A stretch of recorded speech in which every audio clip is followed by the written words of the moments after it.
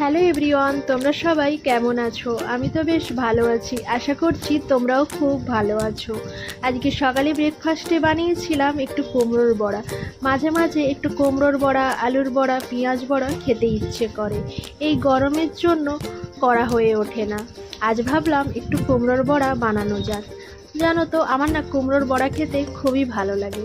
তোমাদের কার কার কুমড়োর বড়া খেতে ভালো লাগে আমাকে কমেন্ট করে জানিও। আমরা তাও তেলে ভাজা একটু কিনে খেতে পারি। শ্বশুর মশাইয়ের তো বাইরে তেলে ভাজা খাওয়া নিষেধ, তাই একটু ঘরে এরকম তেলে ভাজা বানিয়ে শ্বশুর মশাইকে দেওয়া যায়, তারও তো একটু লোভ হয় বলো। আর এদিকে হাজব্যান্ড নিয়ে এসেছে বাজার থেকে কালো জাম। জানো তো, বাজারে কালো জাম 500 টাকা কেজি, অল্প করে নিয়ে এসেছে।